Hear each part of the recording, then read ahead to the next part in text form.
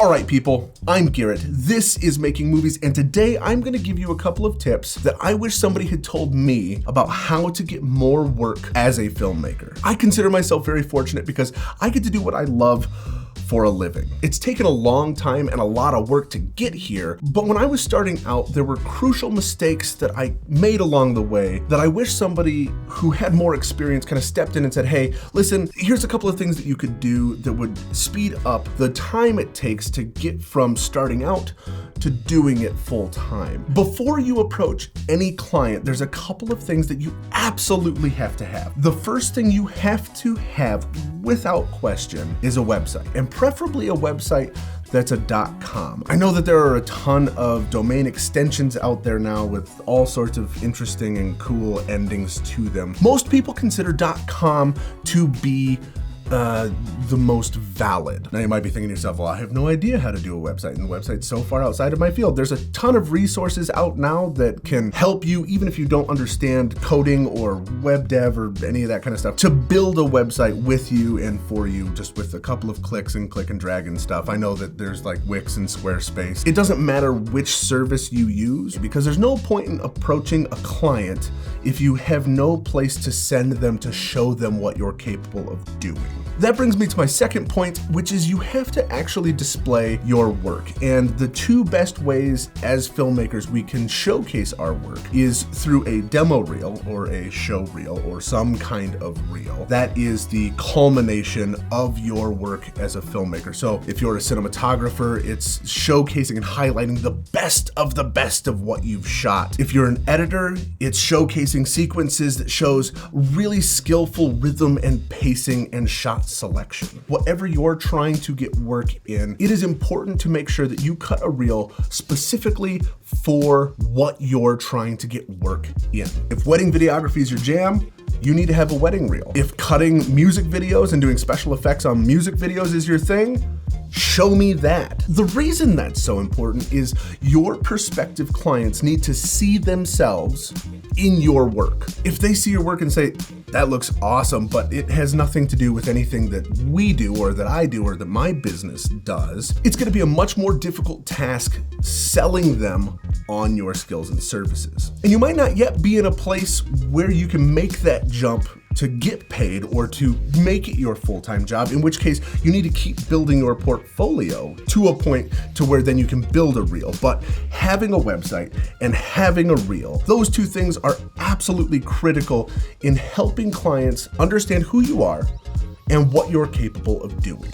The other super important thing that you need to have on your website are completed works. It can't just be your reel. It needs to also showcase full and complete things that you've done. So if you're shooting weddings or events, having those full wedding videos or full event videos on your website will help showcase your full range to prospective clients. Same with music videos and any other narrative filmmaking or whatever it is that you're actually going for. If you think about a demo reel like being the best of, completed works shows you realistic expectations. It shows you here is how the entire thing comes together for a singular person or singular client. Super important. Before we can approach clients, the last thing we need is an email address that's reflective of our own professionalism. If your .com is johndoe.com, right, you're promoting your name, your email address should be at that domain, preferably. If I were to email you and it was like gmoney4662@hotmail.com, that doesn't showcase professionalism. That doesn't showcase that I actually take what I do seriously, and it doesn't tell your client that they should take what you do seriously. Website, demo reel, completed work, and an email address that showcases the holistic perspective of what you're offering your client and the level of professionalism that you're going to be giving them. Once you have those things, now we can discuss how you approach clients. Do me a favor and don't submit your entry emails through the contact form on a company's website, right? All of these businesses have like a contact us, and then there's like this submission form that exists, and then you fill out all the stuff and send it off. When trying to get business, that's a surefire way to not hear back from somebody. Those catch-all forms are for their prospective clients. It's for their prospective customers, and that's not what you are or what you're trying to do. Find out who the person in that company is that's a decision maker that will actually be the one to hire you or be able to give you the connection of somebody in that organization who would be actually hiring you. Now you might be saying to yourself, yeah, okay, Garrett, but like if I knew who that person was, then that would be like, okay, here's the thing. You do know who that person is, and I know that you know who that person is because the internet exists, right? Right? I think it still exists. Just take the extra step, go on Google or whatever other search engine you use and search for the position of the person within that company that you're looking for. So company name and then job title. So if it's the head of HR for a big company, or it is the vendor coordinator at a wedding venue, you have the ability to track down who those people are. If you're able to find the person's name associated with the title in the business that you're looking for, the next thing that you want to do is you want to find their email address. Now, a lot of times these companies will have like a leadership page, and it'll have listed like all of the decision-making people across the board in that company. And a lot of times their contact information will be associated with it. If you find their email address, that is absolutely the first step, the first point of contact. Sending an email or a phone call directly to the right person is going to go so much further in getting you in the door to have a conversation about what you do. I get so many emails that are from people that it just says, hello, sir or madam. Right off the bat, I know that you have no idea who I am. We looked at your website, and then there's like a completely different font that then will just have the name of my business on there. And then like it's 14 paragraphs about all of the things that they can do. And then at the end, it's just signed with whoever the person's name is. I probably get 15 or 20 of those a day. My mailbox is set up so most of that completely gets filtered out, and I never actually see it, but you don't want your email to get put into somebody's spam folder or just get lost in the litany of emails that these people are going to be receiving. We need to be really intentional about how we make first contact. This is where doing just a little bit of research, a little bit of homework goes a very, very long way. Find the company's website, go on their page, learn a little bit about what it is that they do, and look at what the video content is that they are currently producing. Most businesses now have a YouTube channel of some description, whether or not it's active. They have social media presence. So engage with it, look at it, see what it is, and then see how you can improve upon it. What is it that they're doing that's really good? What are the things that they're doing that aren't so good? What are the things that they're doing that you know you can help with?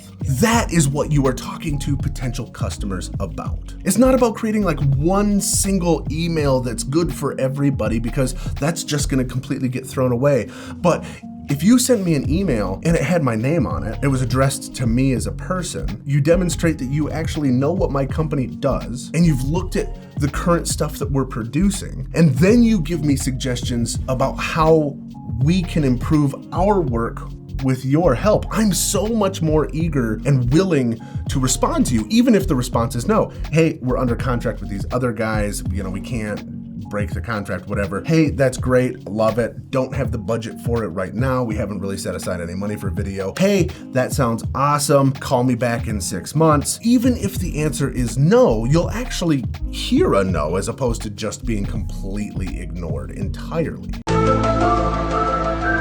Don't make the emails too long, short, concise. Hi, how are you? I see you, I recognize you, I know what you do. Here's a little bit about me. Here's how I can help you. Link to your website, your email address. That's where they can then see all of your work. Goodbye. It doesn't have to be crazy huge, but that much information packed into that small of an email is gonna do wonders in getting into doors that you might not otherwise be able to get into. The next thing is following up. They send one email, they don't get a response, and well, that's the end of it. If you actually want the work, if you actually want the client, you shouldn't give up until they actually tell you no. or yes. If you send an email and you don't get a response back, the next step that you should take is calling them. Call the business. Chances are you'll get the front desk. Front desk will ask who you're trying to be connected to, but because we did a little bit of Google research, we know the name of the person. We asked to be connected to that person. We get patched through. They'll either be on the phone or they'll send you to voicemail, and then you have that second layer of communication. If I saw your email, I liked your email, I could have been busy, didn't have the time to engage with somebody new, had enough stuff to go on, but then 2 days later, I get a phone call from that same person who wants to engage with me. Now you've really piqued my interest. And that follow through is going to take somebody ignoring you to somebody actually engaging with you. Again, doesn't mean it's going to be a yes, but it does mean that they will respond. Believe it or not, in my experience, I have a better return on phone calls than I do on email addresses. Email addresses, again, a great first point of contact, but the following up with the phone call, that is the magic. That's where it all comes together. And finally, once you have that dialogue going, the next step would be to actually have an in-person meeting. And this is where you would be pitching what it is that you plan to do for this potential client. I know that this stuff sounds simple, but it's the actual doing that matters. Do you have a website? Does that website look good in the context of it being 2019? Do you have a current reel? Does that reel showcase what you're capable of right now? You might have a reel, but if that reel's old, it doesn't showcase how good you've gotten from the time that you cut that to now. It should be current. It should be up to date. Your portfolio of work should showcase all of the cool things that you've been doing, right? All of the best work that you have done. Your professional email address, when that goes out, looks and reflects well on who you are and what you do. And taking that extra step, that extra bit of time to learn a little bit about this company, who they are, what they do, and how you can help, that is the key to success. That is how you build relationships with clients. And I'll tell you something, I have had clients that when I've originally reached out to them, they didn't have a need for video, but months and even sometimes years have gone by. And then I've gotten a phone call or an email back from somebody who had said no to me before that said, hey, listen, we've got a need now. But the only reason why they remembered me was because of the impression I made on them when I first reached out to them.